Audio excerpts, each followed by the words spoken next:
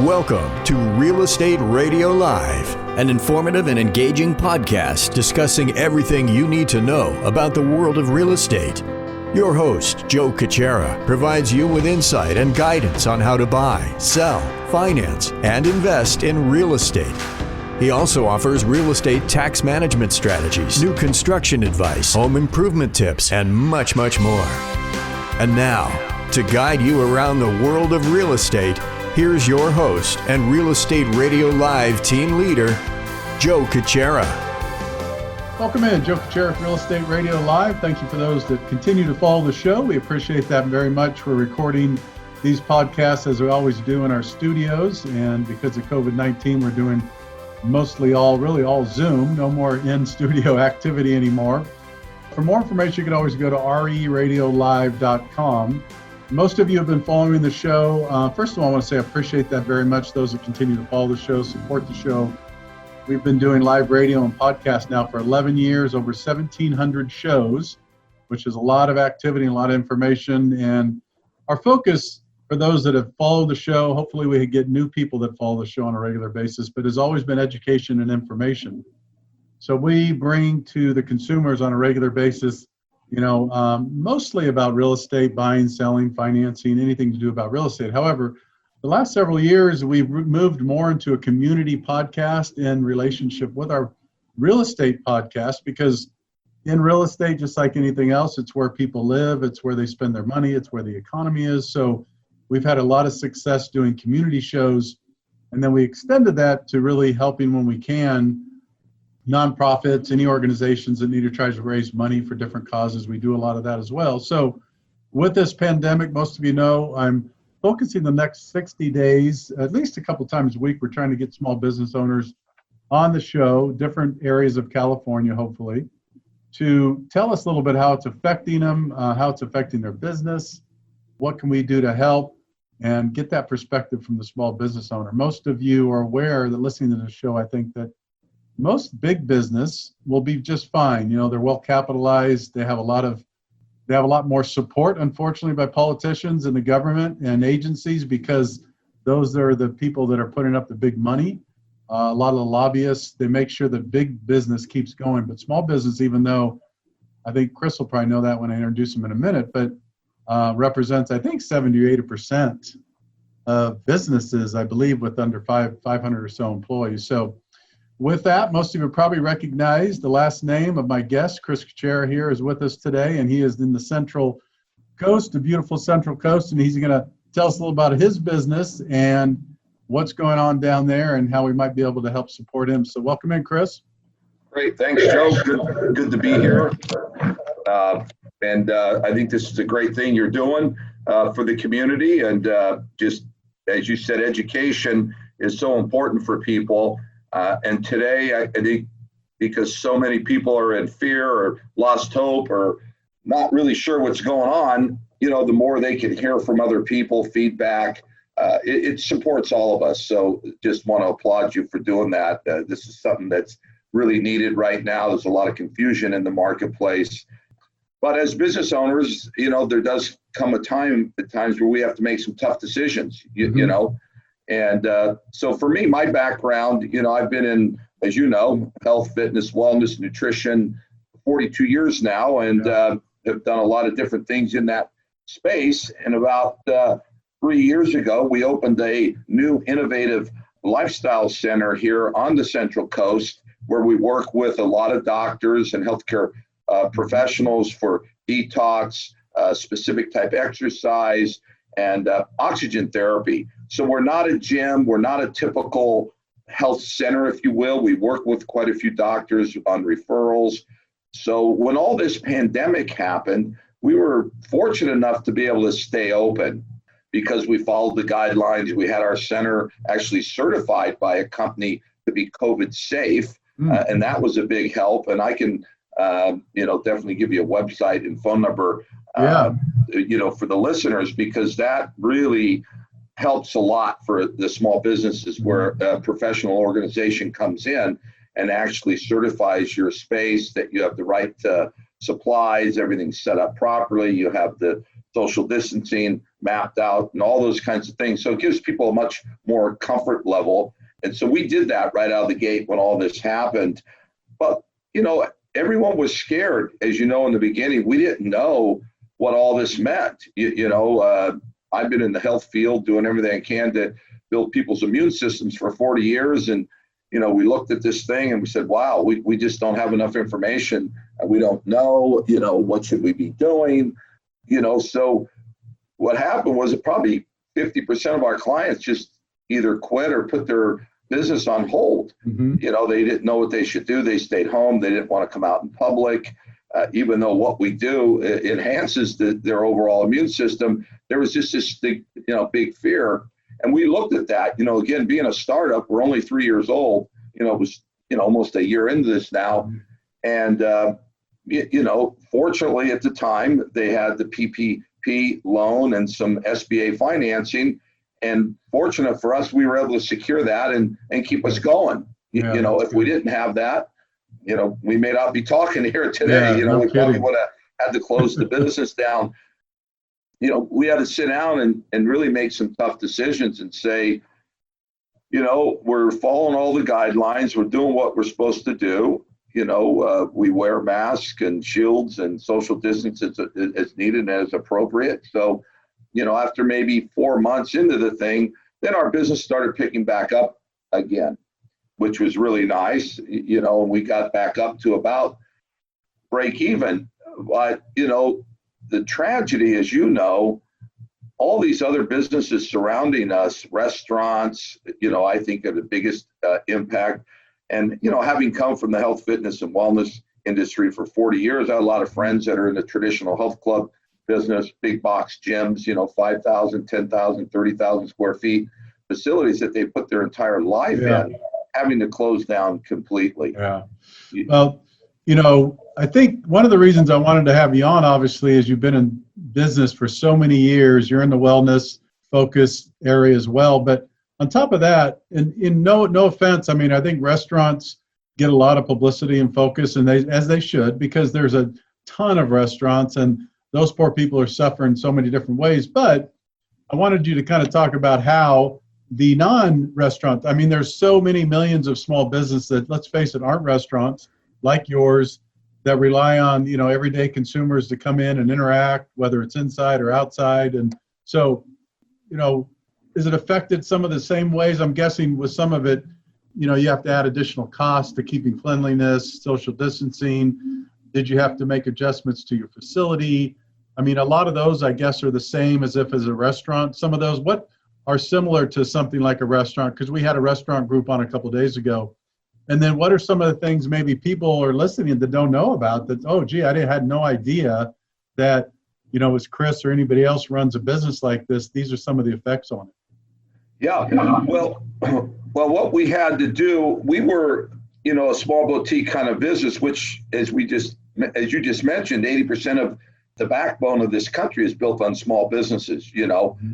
and the ones that I've seen being affected out there, I'll be getting all these mandates to shut down when in fact, they have the kind of a business model where they may have to just reorganize a little bit, do appointment only, right. Don't have any more than 6 to 10 people in a location at any given time. And those are a lot of things we had to do just to really be as tight as we could, within the parameters that the different, cities and areas, had.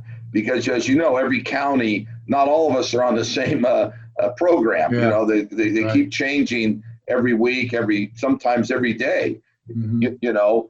And one of the things that I've been doing and encouraging a lot of these other businesses is that one, get your facility set up to be certified that it's safe.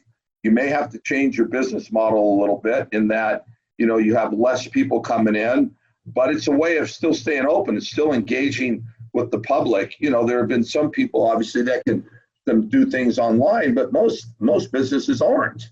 Yeah. They don't have the opportunity to generate revenue online. They need, bodies coming through their front door, Mm-hmm. And I think, as Joe, it's been almost a year now, and we all look at this objectively.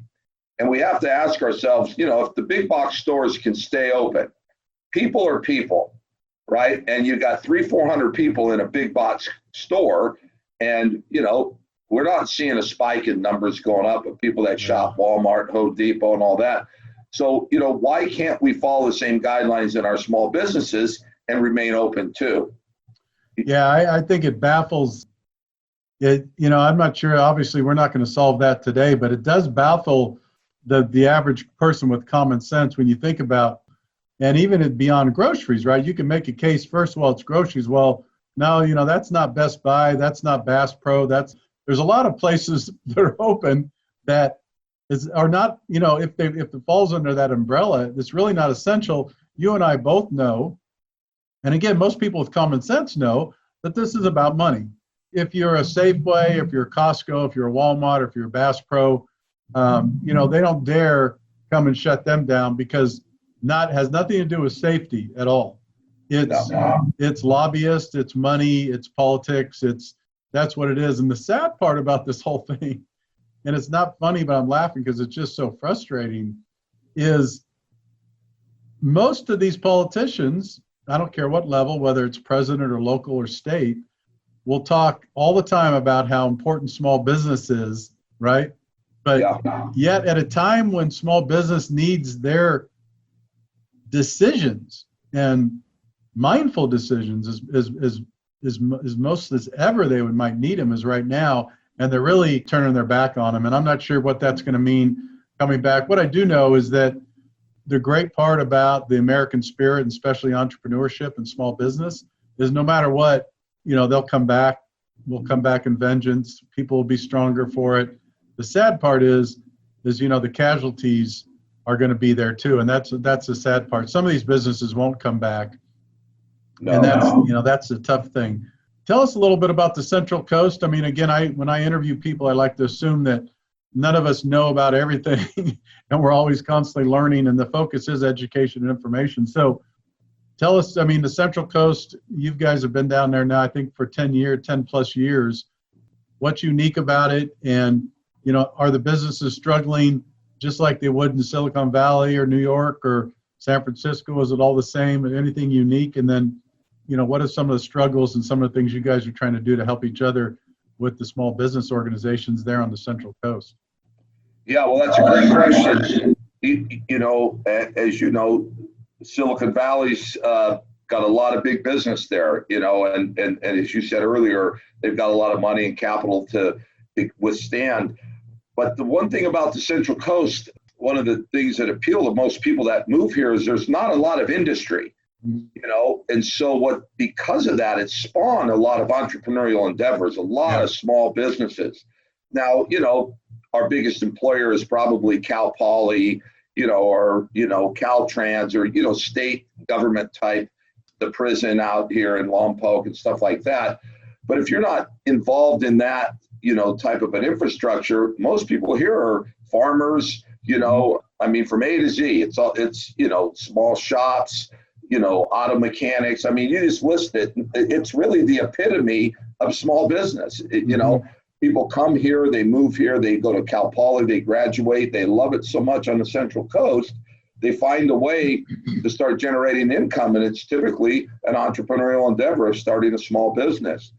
And I think what I've seen and where we're going in support of a lot of local owners here, we've been getting together we've got a big rally that's going on tonight at 5:00, where all the business owners are coming in and just coming out and supporting each other and encouraging each other, Joe, to open. See, that's great. I think because everyone wants to help. And the people that really have a compromised immune system and they need to be careful, then, they can stay home. And of course, we want them to. They should be protected. People are smart. They're not going to go out if they're sick. And we've never gone out when we're sick. We've always stayed home. But I think what I see coming out of this is that we're going to want less government, less regulations. And that's where I see some of the silver lining come in here is the frustration of these small businesses that have been getting killed because of government regulations, where they impose on us. people are just finally going to start saying, no, we're not going to do it. We're going to stay open and we're going to stay safe. And for the Central Coast, we have had some of the best numbers probably in the entire state of California. We're a small area. I think, the whole county's maybe 250,000 people. So our numbers have been really, really low as far as, the metric that they measure. Of course, there's more people testing positive because there's more people testing. Yeah. But most of these people are asymptomatic, which means they don't have any symptoms. Mm-hmm. And we also know now, it's not just for me saying it, but it's out there for people that want to do the research. 50% of the tests that people take are false positive anyway. So there's still so much confusion out there. And we've come to a place now where businesses, unfortunately, some have closed and aren't going to open up. But some that reopened, they're just not going to close anymore. And the community has really been getting together here and saying, you open, we come. And the people are doing it. It's a little easier to do that on in a smaller community like where we're at. But if it can work here, it can work in bigger communities too. No, that's well said. Before I forget too, we're talking a lot about COVID, small business, the effects of it, and then we're going to talk about how we could help. But the majority of our listeners, as you know, are in the Bay Area. We have a lot of listeners in California, but about 70+% are in Northern California. So, and very familiar. I think most people, if you're not familiar with the Central Coast, but if any of these people listening to the show, maybe they want to learn more about health, immune systems, maybe they come down and visit and they want to stop by your center. How would they reach you? How would they locate you? How would they ask questions about any of these things? Yeah, no, great. They could, two ways, to first kind of learn a little bit more about what we are, because we're very unique. We've got a boutique center. Nobody's doing anything like we're doing here on the Central Coast. And, again, with my years of experience, our number one objective has been building strong immune systems and giving people a quality of life and a healthy lifespan, which everybody wants. So two ways of reaching us, first and foremost, is the phone number, of course, which is area code 805-202-2077. So again, 805-202-2077. And then our website to gain more information is ReGenesis360.com. So I'll spell that for you. It's ReGenesis 360.com. Right. And to all your listeners out there, I'm in this fight with you, like we all are as small business owners. And, we all are busy, but we want to, pay it forward. We want to be a resource, and feel free to pick up the phone and give me a call. And if there's anything that we could do, even if it's brainstorming about what we've done that's working, would love to be able to help there. I think we've had a little more of an opportunity here again, because our numbers have been pretty good most of the time, but then now we got thrown in with all the Southern California numbers. So we're facing the same stay-at-home orders that everyone else is now. But I would say in the last 2 weeks, people have said enough's enough, and they're opening up. And I really believe, Joe, the reason they are is what you're doing here. You're getting people together. You're giving them confidence and hope that, hey, they're not out there by themselves. There's people here that want to help them. And that's what it took. And I'm seeing it live out now. I was at 2 or 3 businesses this week that had closed that are back open, and they just said, we got to do it. And, they're being smart. They're taking precautions. They're, putting masks on when appropriate, and social distancing, and, doing all the things we all know we need to do to keep people safe. Yeah. One of the things, what's great about today's technology and the information age is, whether it's this podcast or social media, I think most of us agree some of it's crazy and there's a crazy aspect to it. But one of the things I love about social media and podcast and, the free capital America is that you could have a show like this, you could have a conversation, you could post something, you could do something that connects millions of people overnight. And it's very powerful. Just like it could be powerful in a negative way, it could be also powerful in a positive way. So I think if enough people, as you mentioned, kind of band together, whether it's these podcasts, whether it's social media, physical groups, like you guys sound like you got an event tonight. You want to talk a little bit about that, or if anybody's listening to the podcast, maybe if they can't attend, this one, maybe there's another one. Is there people that they contact about this event, or is it just how do you guys assemble that?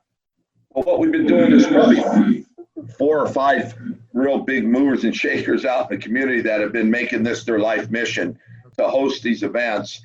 And then, because of my connections and everything, where I can add a lot of value is driving out that message to my database, local database, and everyone we know to help, them, when they organize the event, and then, we all get together and hit our databases to get people out there to show up. And, we've had people anywhere from 50 to 300 people, coming out now to different events in parks and, downtown San Luis Obispo by the courthouse, a lot of areas. And it's all been peaceful, and that's the thing, because these people are about just wanting to do what's right for their families and for the community. Yeah. And it just took a couple people. There's a few Facebook pages that are set up now that people can go to that are, references to see what's going on and what's happening. And, it's taken off like wildfire in the last couple of weeks, because people are at that boiling point right now. Right. Going, if I don't open, I'm done, So. Yeah, well said. Also, I know you're so well connected down there. Maybe over the next couple of days or week or so, if you have, any other small businesses that you think that may, have any benefit of coming on the show, whether it's a restaurant or I don't really care what kind of business it is. I'm trying to get as many as I can within reason each week, and knowing that this is just a little tiny piece, but I always say, we have a audience of about anywhere from 10 to 15,000 downloads a month, depending on what month it is. So, it doesn't matter if one person, it motivates one person, or one person says, oh my God, I didn't know that. Or one person says, I think I have a cousin or a friend that I could call about this. It's all about that kind of network of hope and ambition, and really using these tools constructively as you guys have been doing. So this is good stuff. Hopefully, the little things like this help in some way. Yeah, no, it does. It's a complex situation, as because people have been asking all along, how do we support business? How do we support businesses? Yeah. And it's kind of a two-way street. We got to be able to inspire the confidence of the business owners to stay open, and then inspire the community to support them, right? So you need both, because if the businesses are too much in fear and they're not going to open, it's hard for the community to support them. And so what I've seen is, if you can bring those two things together, find enough people that say, hey, I'm willing to do it. I'm going to do it safe. I'm going to follow all the guidelines, and we're going to open. I really believe these communities want to get behind those people and those businesses, and they will. I've seen it. Yeah. I before we close out here, one of the things I thought about, I'd start a show, or at least in addition to a show or something, that because the only way you get these politicians or anybody that are in this really those positions, the only way you get their attention is usually through money or some kind of influence that gets their attention. Otherwise, they don't care. They just don't. So I know it's a crazy, wild thing, but I thought, if someone started a campaign in California and just said, stop paying your California taxes for a while. Yeah, it's easy to say, I get it, but it is, if you think about it, if you don't pay taxes for a while, we all have control over whether you're self-employed or W-2, how much they take from our checks, right? Yeah. You stop paying your state taxes for a while, and you may have to, as long as we're coming into 2021, so as long as you catch up or take care of them by the end of the year, there are, usually aren't any penalties or anything. But my point is, I'm not so sure what people could do to get their attention. Maybe it's, voting them out of office. Obviously, that's the main thing. But in the meantime, all the resources available, what can we all do to help people kind of, really cripple through this crisis and then get through the other side of it? And, let's hope that by spring or summer next year, most people are able to get back to some kind of relatively normal life. Yeah. Well, I think you're right, Joe, on the tax thing. Sometimes you got to come back and hit these guys hard, in a way that can allow us to win too as small business owners. And I think what's going to happen out of this is that there is so many brilliant minds, gathering and collecting and saying, we can't go through this ever again in our lifetime.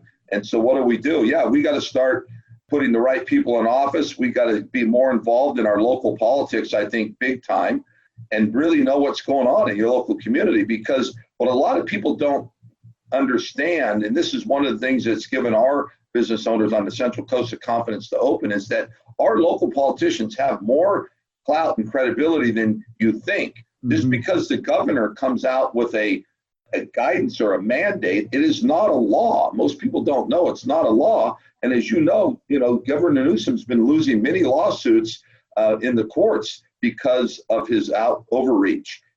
So when you have some good local board of supervisors or city council people that are really truly, working for their constituents, there's a lot of things they can do to, minimize some of the pressure from the state and allow these businesses some more flexibility. And again, we've been very fortunate here on the Central Coast because we have a sheriff and we have a district attorney that is very pro-business. Yeah. And, great.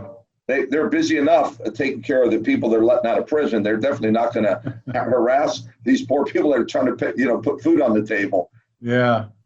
Well, we're going to, as we wrap things up, be sure to contact, I know a lot of people over there. If you feel like we could help any other business. Actually, the great thing about Zoom is we could get 4 or 5 businesses on this podcast. We don't just need one. We could do a bunch of different creative things. So if there's anything we could do to help you guys over there, just let us know our little part. We're happy to do so. Yeah, no, thanks, Joe. I definitely got some names for you, so I'll get those over to you. And I know there definitely be some people that want to, contribute to what you're putting together here. It's good stuff. Yeah. So before we go, one more time, we're with Chris Cucchiara with ReGenesis 360. We've got a unique wellness center on the Central Coast. If you go down there and visit, check in, or even reach out if you want to know more about health or wellness or immune systems. This is what Chris has done the last 40 plus years. Before we go, one more time, give us a couple of ways they could reach you. Yeah, thanks, Joe. Yeah, 805-202-2067. And then our website at ReGenesis360.com. And I'll spell that for you again. It's RENEGESIS 360.com. So ReGenesis360.com. And for some of you that were listening earlier, and I can get it back. I can get you that website too, Joe, of the gal that certifies businesses. Oh yeah, that's a heck of a tool for these small businesses to give them more confidence, not only for them and their staff, but the community that sees that they're doing everything they can to keep people safe. So I'll get that over to you. Sounds good, Chris. Thanks for the time. Good luck. We'll be in touch, of course, on a regular basis, but wish you the best of luck. And we'll have maybe have you on in the next couple of months. But again, if you want to put together one of these kind of group, we could even do a brainstorming type deal on with 5 or 6 different businesses. We could try to look at that as well. That'd be great. Appreciate it. All right, Chris. Thanks, take Joe. care. All right. Talk to you soon. Bye-bye. Joe Cucchiara, Real Estate Radio Live. Thank you again for tuning in today. For more information, you can always go to ReRadiolive.com. You've been listening to Real Estate Radio Live. For more information on today's program, visit ReRadiolive.com. That's ReRadiolive.com. Subscribe to our podcast. Discover more at ReRadiolive.com.